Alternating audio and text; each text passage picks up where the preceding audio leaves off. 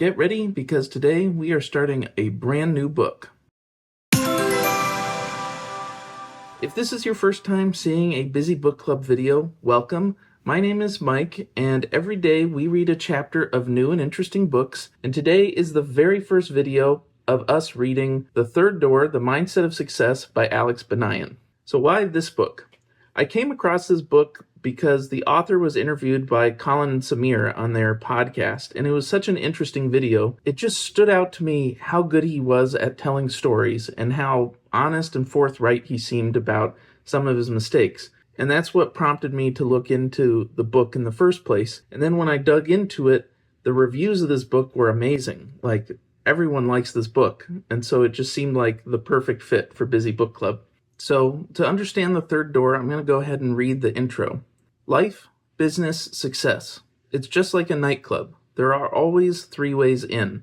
There's the first door, the main entrance, where the line curves around the block, where 99% of people wait around hoping to get in. There's the second door, the VIP entrance, where the billionaires, celebrities, and the people born into it slip through. But what no one tells you is that there's always the third door. It's the entrance where you have to jump out of line, run down the alley, bang on the door 100 times, crack open the window, sneak through the kitchen. There's always a way. Whether it's how Bill Gates sold his first piece of software, or how Steven Spielberg became the youngest studio director in Hollywood history, they all took the third door. As far as business-minded success books go, that's a pretty strong intro. Based on the interview that I saw and what some of the reviews said, I have 3 questions that we're going to use for this book, and we'll revisit these questions after we read it all the way through.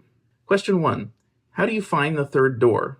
Because it seems like the third door is this concept of finding another way in that no one else sees. So it seems like it's not always an obvious path to get to where you want to go. Question 2, how do you ask for help? The reason I asked this was largely because of the interview. He talked a little bit about how you should craft your emails. And I think this is an important question whenever we ask for help from someone who's a potential stakeholder and you don't actually have anything to offer them. Sending them an email out of the blue asking for something is a really, really tough ask. So I think this will be an important one for this book. And then the last question is, when do you decide to persist and keep trying? When do you decide to pivot and try a new approach? What motivates that question is, again, from the interview, he tells the story about how he kind of burned a potential relationship with Warren Buffett because he was a little too persistent.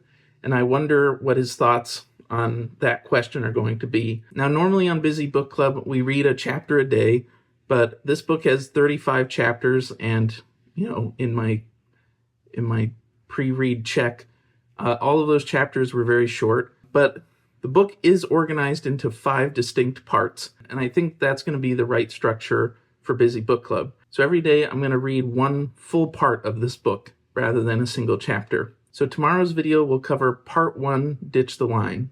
I can't wait to see what it has in store for us. See you tomorrow.